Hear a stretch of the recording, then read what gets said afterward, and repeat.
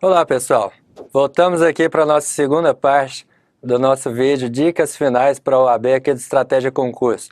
Você sabe, se você estiver andando mal aí, não estiver conseguindo acompanhar a aula, eu recomendo que você acesse e compre o nosso curso completo de Direito Administrativo no site da Estratégia Concurso. Por quê? Esse curso completo é em PDF, material extenso, com muitas dicas e muita resolução de exercício e questões concretas aí do direito administrativo e também os vídeos de resolução de exercício no direito administrativo. Agora não vamos perder mais tempo porque nós estamos na última meia hora da nossa revisão de uma matéria gigantesca que é o direito administrativo. Direito administrativo que sempre cai mais ou menos 6, 7 questões na prova da OAB. Então pode ser a diferença fundamental entre a sua aprovação ou sua reprovação. Então vamos com a gente aqui, porque o tema agora é poderes da administração. Muitas questões já caíram sobre esse tema no exame da OAB, principalmente as questões sobre poder de polícia. Não ignore o poder de polícia, pelo amor do Santo Cristo. Você, para passar, tem que estudar poder de polícia. Então, vamos sem demora aqui para os poderes da administração. O primeiro poder que eu vou passar para você é o poder hierárquico. Ele decorre do escalonamento de funções que existem na administração pública. Poder hierárquico existe tanto entre órgãos como entre agentes públicos. E o poder hierárquico, ele confere ao agente público vários direitos e deveres, como, por exemplo, o dever de fiscalizar aquele inferior, aquele subordinado, ou também o direito de delegar, ou o direito de avocar. Então, o direito também de controlar os atos, de impor sanções aos seus subordinados. Então, é tudo o que o chefe faz com o seu subordinado. O poder hierárquico trata justamente disso. O segundo poder que eu vou passar é o poder disciplinar. O poder disciplinar é o poder que a administração tem de aplicar sanções a todos aqueles que possuem um vínculo jurídico específico com a administração. O que é isso, professor? Calma, vou dar um exemplo. Poder disciplinar. Existe poder disciplinar da administração para com o seu servidor público? Existe. Você sabe que existe processo administrativo disciplinar, você sabe que se o servidor público fizer alguma coisa errada, algum erro grave aqui, para não falar o palavrão, ele vai se sujeitar a um PAD, e nesse PAD ele pode se submeter a várias penas, inclusive a pena de demissão. Então, há uma relação, um vínculo jurídico específico entre a administração e o seu servidor público. Onde mais existe vínculo jurídico específico e, portanto, a administração pública pode exercer o poder disciplinar? Numa relação contratual. Por exemplo, uma empresa contratada pela administração, ela pode ser sancionada sim com base na Lei 8666. Então, há um vínculo jurídico específico com a administração, um contrato administrativo. Noutra hipótese, por exemplo, um estudante de uma escola pública, ele é aluno, ele tem um vínculo jurídico específico com a administração. A diretora dessa escola pública pode aplicar as sanções pedagógicas para esse aluno. Então, no poder disciplinar, há aplicação de sanção pela administração para quem tem um vínculo jurídico específico com ela. Não confunda poder disciplinar com poder de polícia. Poder de polícia é um poder da administração para com a sociedade como um todo, para com todos os cidadãos. Aqui no poder disciplinar tem que haver o vínculo jurídico específico. Não confunda também poder disciplinar com poder hierárquico. Poder hierárquico ele é mais amplo, o poder disciplinar é mais restrito. No poder hierárquico, por exemplo, decorre o poder de aplicar sanção ao inferior, mas o poder disciplinar é mais específico, ele disciplina aquelas sanções para quem tem o vínculo jurídico específico. E também não é só para as relações hierárquicas que existe o poder disciplinar. Eu disse aqui que numa relação contratual da administração pública aplicando uma sanção à empresa, não tem hierarquia nenhuma. Contudo, tem sim poder disciplinar. O terceiro poder que podemos tratar aqui nessa revisão é o poder regulamentar, que é aquele poder que a administração tem de normatizar, de especificar como a lei deve ser melhor aplicada. No poder regulamentar, a administração não pode inovar, não pode criar direitos e obrigações. A administração tem que se limitar a especificar, a detalhar qual é a melhor forma de cumprimento da norma. Poder regulamentar também tem poder normativo. Há quem diga que poder regulamentar é só do chefe do poder executivo e poder normativo se aplica, é a mesma coisa, é regulamentar a lei, mas se aplica àqueles que estão numa escala inferior dentro da administração pública. Então, poder regulamentar seria para os chefes do poder executivo e poder normativo são para as demais autoridades. No poder regulamentar, vamos aqui para a tela, é indispensável você conhecer o artigo 84, inciso 6 da Constituição. O que esse artigo diz?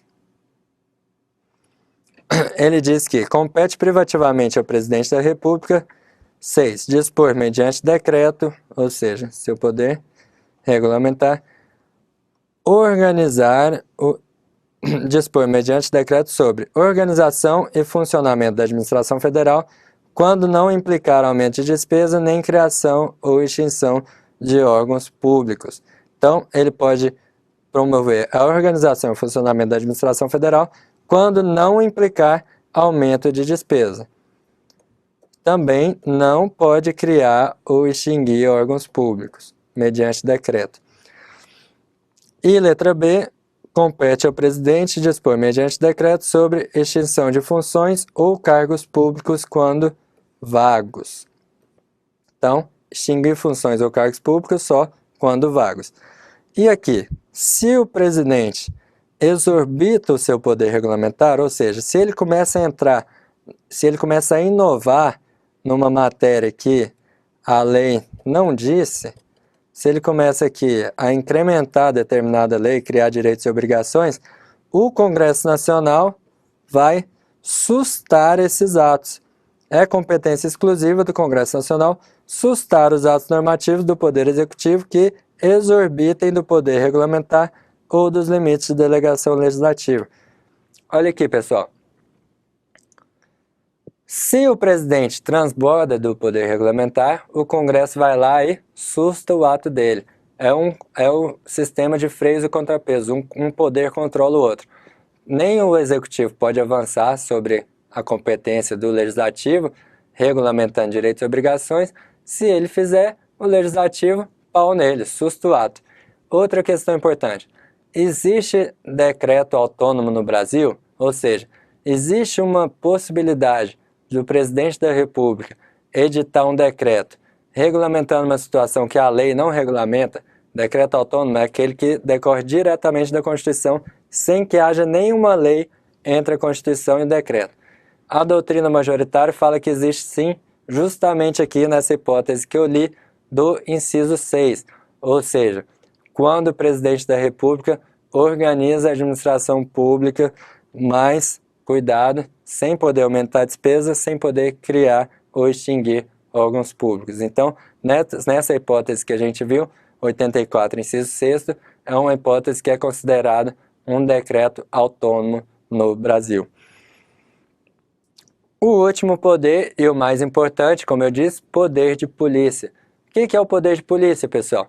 É aquele poder que a administração tem de restringir os direitos individuais em prol da coletividade. Restringir a liberdade, a propriedade, a atividade econômica em prol do interesse social, do interesse público.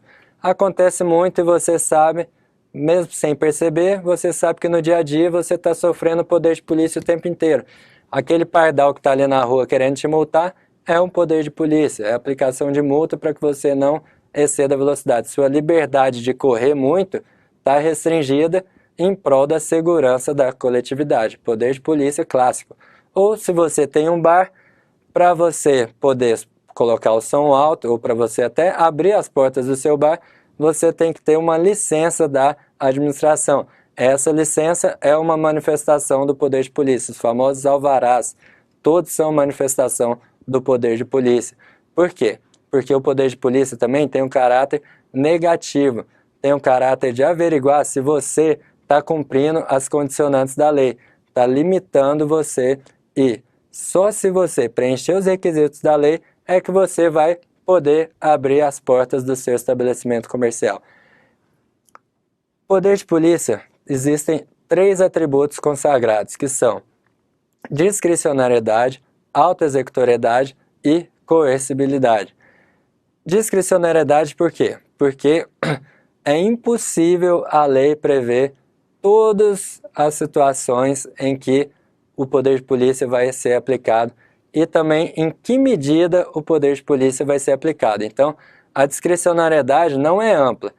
O agente público só vai agir nos termos da lei. Só que dentro dessa lei, existe uma margem aqui que o gestor vai poder escolher qual é a melhor forma de atuar na prática.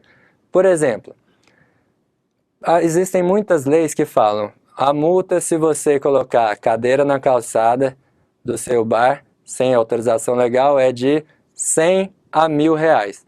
Como que ele vai decidir entre os 100 e entre os 1.000 reais? Discricionariedade. Por exemplo, se você é reiteradamente um infrator, se eram 2 ou 200 mesas. Então, tudo isso vai haver uma ponderação do gestor, por isso que o poder de polícia é discricionário. Segundo atributo, autoexecutoriedade, quer dizer que a administração pode implementar, mudar a realidade, implementar outros materiais e aplicar na prática sem a presença do poder judiciário. Autoexecutoriedade, a administração vai lá e executa na hora, sem poder judiciário. Isso existe quando a lei autoriza ou é um caso urgente. Por exemplo, se existe uma casa no despenhadeiro e está ameaçando chuva, a Defesa Civil já avisou que vai cair, o poder público pode ir lá retirar aquela família e demolir aquela casa, pelo interesse público, para que aquela casa não deslize. Ou seja, é uma medida urgente. E também nas hipóteses em que a lei autoriza. Então, autoexecutoriedade, implementação material sem poder judiciário. E por fim, coercibilidade é o ius imperi, é que os atos de polícia, eles são implementados, eles devem ser observados na prática, eles são atos de império, são aqueles atos que impõem algum dever ao administrado. O ato de polícia, ele impõe dever ao administrado, é o ius imperi da administração. O poder de polícia, ele não é irrestrito, ele é discricionário, mas dentro da discricionariedade, o administrador, aquele gestor que vai aplicar o poder de polícia, ele tem que observar a proporcionalidade. Ele só pode aplicar o ato de polícia na medida do necessário, na medida do estritamente necessário para o objeto daquele ato. Então, se ele, por exemplo, tem que demolir uma calçada que invadiu a área pública, um muro que invadiu a área pública, ele vai lá e demole o muro. Não pode derrubar a casa inteira, porque só o muro invadiu a área pública. É proporcional, o ato tem que ser proporcional. E há quem diga também que um dos atributos do poder de polícia é a indelegabilidade. A indelegabilidade por quê? Porque o poder de polícia não pode ser delegado a particulares. Só atos materiais que proporcionam o exercício do poder de polícia é que podem ser delegados. Por exemplo, os pardais de trânsito. A empresa que coloca o pardal de trânsito lá, a única coisa que ela está fazendo é propiciar o poder público exercer o poder de polícia no trânsito. Então, indelegabilidade. De Pietro fala também em tipicidade como um atributo do poder de polícia. Então, vamos passar para o próximo tema. Fechamos os poderes da administração. Matéria poder de polícia muito importante para a sua prova. Chances imensas de cair. Uma dica aqui antes da gente continuar. Como é que funciona a prova da OAB, você que vai fazer a prova pela primeira vez?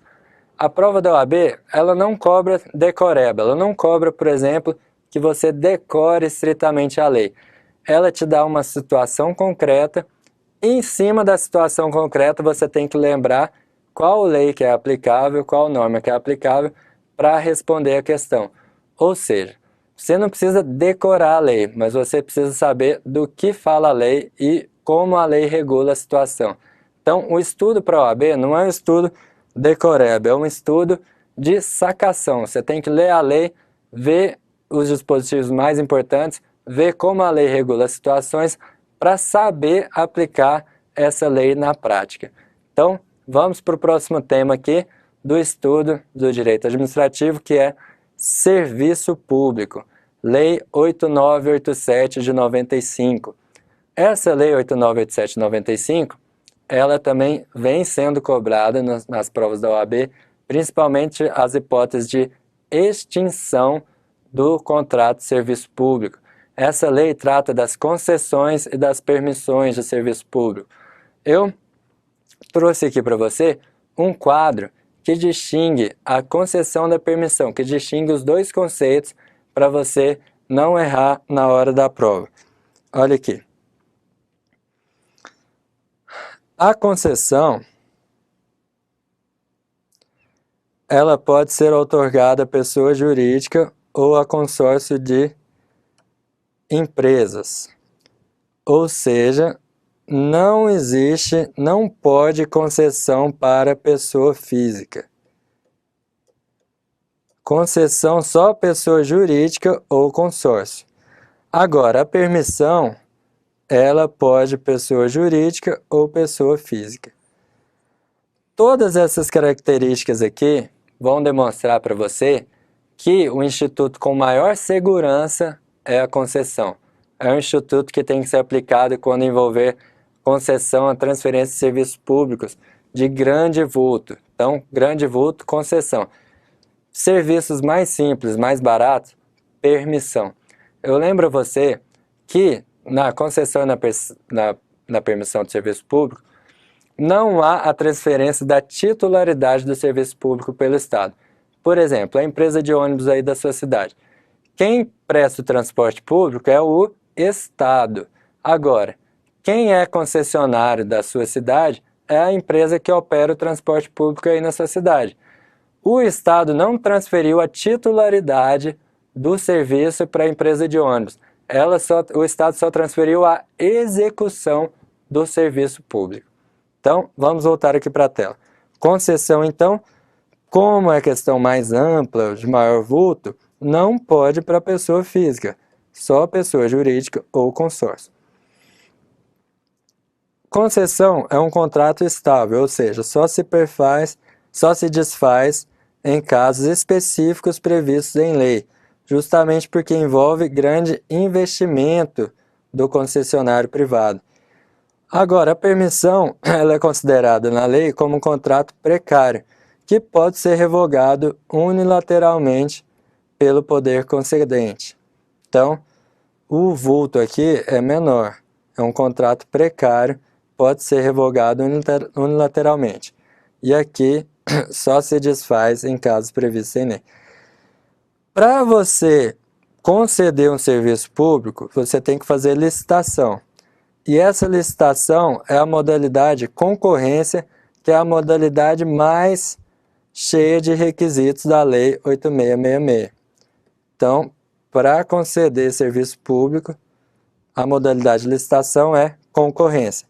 A permissão não tem modalidade de licitação específica, mas isso é uma disposição constitucional que eu vou dizer agora. A Constituição Federal fala que para conceder e permitir o serviço público, sempre através de licitação. Concessão e permissão de serviço público pressupõe licitação. E também, outro dispositivo constitucional, concessão e permissão de serviço público, além de licitação, pressupõe prazo determinado.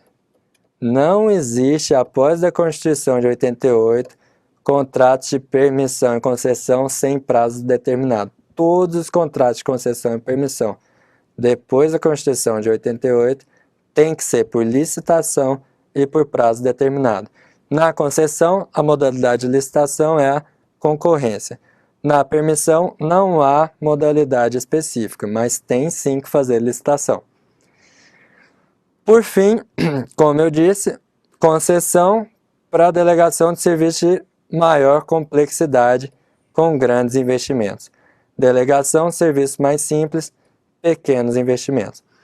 Eu trouxe aqui para você alguns conceitos da lei das PPPs. Eu vou pedir para você ler em casa, porque a OAB já cobrou questão da lei das parcerias públicos-privadas, a lei 11.079. Aqui o artigo 2º define o que é concessão patrocinada e o que é concessão administrativa. Só para você saber, numa concessão simples, o dinheiro que vai remunerar o concessionário é o dinheiro das tarifas. Agora aqui na concessão patrocinada, além das tarifas, tem aqui, adicionalmente à tarifa cobrada dos usuários, tem a contraprestação pecuniária do parceiro público ao parceiro privado. Então, aqui nas PPPs, além das tarifas, tem o dinheiro do parceiro público, que é o dinheiro do Estado. Essa é a grande diferença. Concessão simples, o que remunera a concessionária é o dinheiro das tarifas. Concessão patrocinada, lei das PPPs, tarifas mais dinheiro do Estado. Esse parágrafo 4º é de suma importância também, porque ele fala os casos em que é vedada a PPP. Contrato inferior a 20 milhões, período de prestação de serviço inferior a 5 anos, ou que tenha como objeto único fornecimento de mão de obra, fornecimento e instalação de equipamentos ou a execução de obra pública. Então,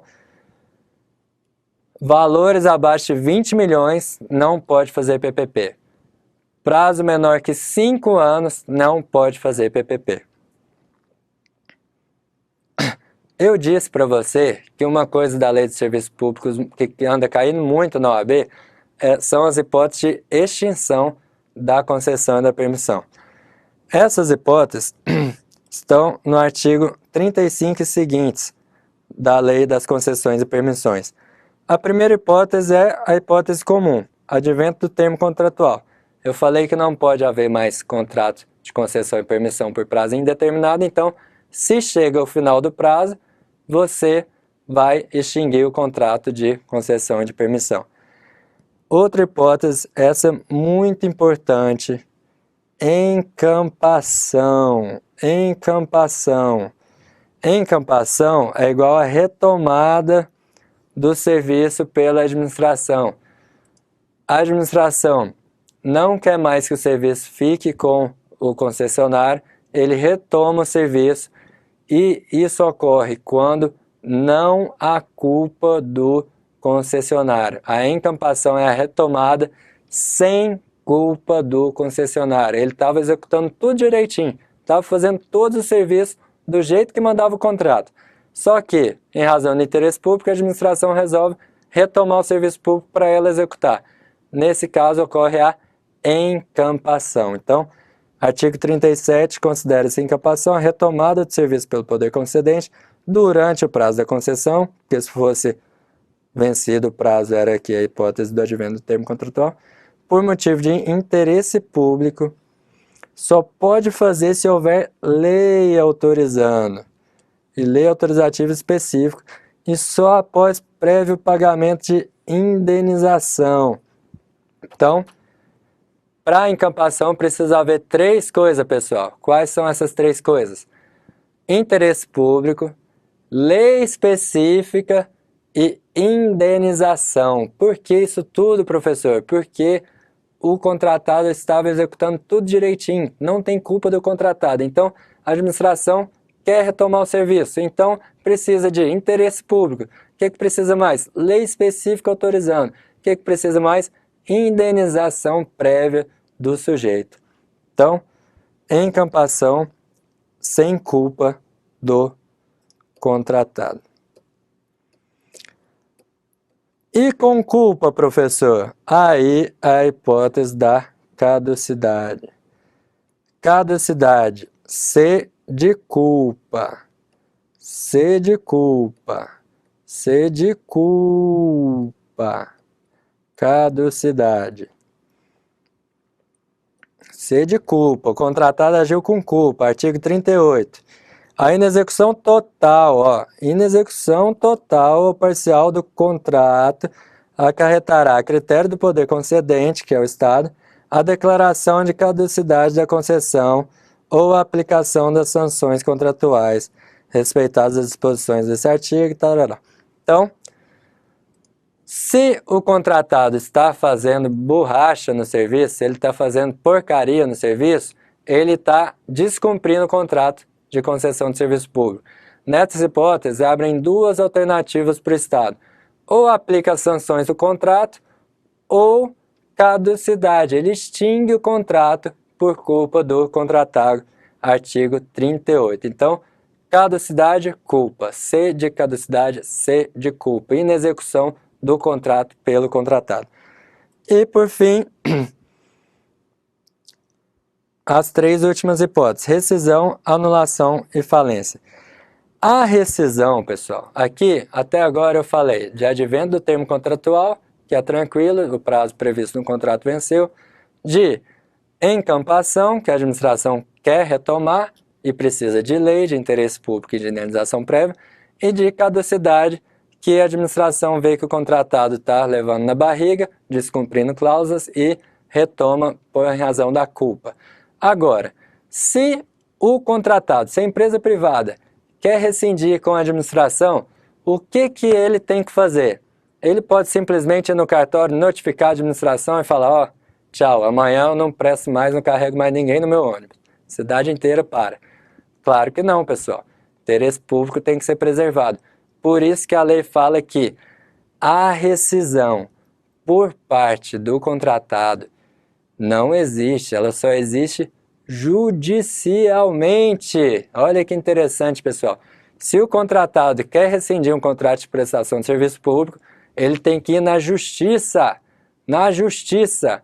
A rescisão unilateral por parte do contratado só existe na justiça.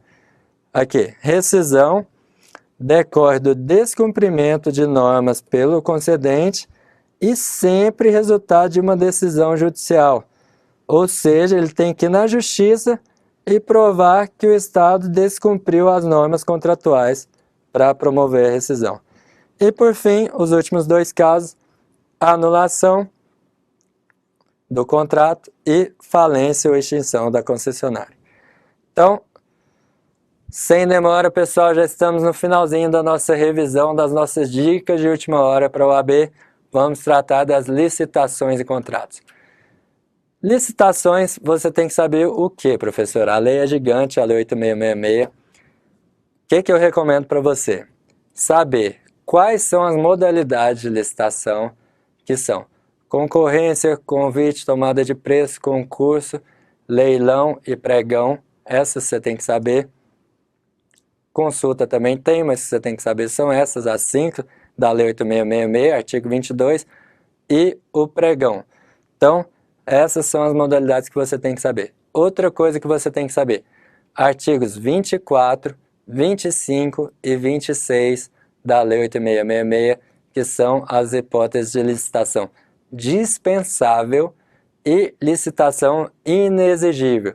Artigo 24 fala da licitação dispensável. Eu recomendo que você leia por pelo menos 5 vezes todo o rol do artigo 24 da Lei 8666. Principalmente os últimos. Por quê? Porque são os mais recentes. O examinador gosta de cobrar as coisas mais recentes. Eu trouxe aqui na tela o conceito aqui, artigo 22, o conceito de cada modalidade. Então, artigo 22, parágrafo 1º, trata da concorrência. O parágrafo 2º trata da tomada de preço. O parágrafo 3º define o convite. O parágrafo 4º define o concurso. E o parágrafo 5º define o leilão. Então, aqui você vai ler com calma esses dispositivos. E a principal diferença aqui eu trouxe nesse quadro. São os valores. Para você adotar convite, nos casos de obra e serviço de engenharia, são licitações acima de 15 mil e abaixo de 150 mil. Por quê? Porque o convite ele é para 3 interessados. ele tem um procedimento mais célere, com menos requisitos, então é para valores menores, de 15 a 150 mil no caso de obras e serviços de engenharia, e compras e outros serviços de 8 a 80 mil.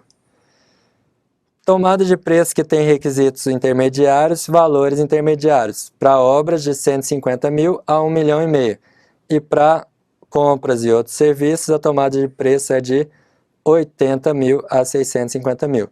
E o mais pesado, o procedimento que tem mais requisitos, para obras acima de 1,5 milhão, que é a concorrência. E para compras e outros serviços acima de 650 mil. Agora, para valores abaixo de 15 mil para obras, é dispensável a licitação. Abaixo de 15 mil, licitação dispensável para obras e serviços de engenharia. E abaixo de 8 mil, licitação dispensável para compras e outros serviços. Eu trouxe aqui o artigo 24, o último inciso que foi inserido foi o inciso 33, que é para contratação de cisternas ou outras tecnologias de acesso à água, licitação dispensável. Agora, a licitação inexigível, o que é, professor? Licitação é inexigível quando é inviável a competição. Se a competição for inviável, ou seja, se tiver fornecedor único, exclusivo, não vale a pena fazer a licitação, porque no final você vai saber quem vai ganhar. Só tem um, por que você vai fazer a licitação? Licitação inexigível. Ou então um artista, alguém famoso, você quer contratar um show aí na sua cidade, seu prefeito quer contratar, licitação inexigível. Cuidado, licitação inexigível não pode para contratar empresa de propaganda. Olha aqui. Serviço de vedada inexigibilidade para serviço de publicidade e divulgação. Vedado. Não pode inexigibilidade para publicidade e divulgação. Aqui, profissionais do setor artístico, ok. Serviços técnicos com notória especialização, ok. E com fornecedor comercial, produtor exclusivo, ok. Então, inexigibilidade, inviabilidade de competição. Não pode serviço de publicidade e divulgação. Vou pedir para você ler também sobre contratos o artigo 62, que é importantíssimo. Ele fala quando é que é obrigatório e quando não é o instrumento do contrato. Muito importante. Aqui, na reta final da nossa aula, eu vou tratar aqui com vocês questão do agente público, só a questão do concurso público. Artigo 37, inciso 2 da Constituição. A investidura em cargo ou emprego público depende da aprovação prévia em concurso público, de acordo com a natureza e complexidade do cargo, na forma prevista em lei. Não precisa de concurso público para nomeação em cargo declarado em lei de livre nomeação e exoneração, ou seja, não precisa de concurso público para cargo em comissão.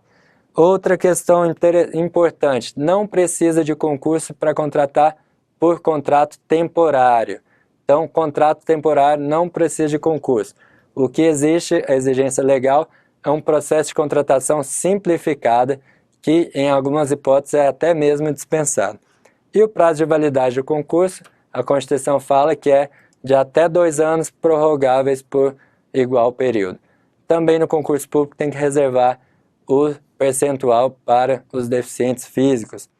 Então, pessoal, fica muito complicado aqui a gente ver a imensidão do direito administrativo em apenas 1 hora. Espichamos um pouco os 2 blocos para você não ter muito prejuízo, mas ainda ficaram faltando alguns temas relevantíssimos que eu recomendo que você estude. Quais são esses temas, professor? Recomendo que você estude bens públicos, porque a OAB gosta de cobrar muito intervenção do Estado na propriedade. Estude os conceitos. No nosso curso completo de Direito Administrativo, esse vídeo está bem bacana, eu comentei todas as questões que já caíram sobre intervenção do Estado na propriedade. A distinção entre servidão e tombamento, o que é ocupação temporária e o que é restrição administrativa. E também a OAB gosta de cobrar um outro tema muito relevante, que é a desapropriação. Recomendo que você leia, não é muito grande, o Decreto-Lei 3365 de 41, que disciplina a desapropriação. Então, muito obrigado, pessoal. Desejo a você muita sorte, calma e tranquilidade na hora da prova. Eu já fui aprovado em muitos concursos, passei na OAB de primeira, e a dica fundamental que eu dou para você é: na hora da prova, sente e relaxe. Não fique tenso. Se você estiver nervoso, leve chocolate para a prova, leve água, beba, coma, tome seu tempo. Agora, muito cuidado. Cronometre e não gaste muito tempo em uma questão só. A prova tem um tempo contado. Nós temos uma dica no nosso blog de quanto tempo você pode gastar para resolver cada questão da OAB. Nosso blog Tudo sobre a OAB, ele dá dicas muito interessantes, inclusive essa: quanto tempo você tem para responder cada questão. Recomendo também que você acompanhe o nosso blog, que vai ter as notícias das provas, os comentários das provas pelos professores, as nossas dicas e os vídeos das aulas gratuitas. Então, muito importante que você acesse o nosso blog www.tudosobreoab.com.br. Um abraço, muito sucesso, desejo a você muita sorte e, mais importante, espero você no nosso curso da segunda fase. Grande abraço, obrigado.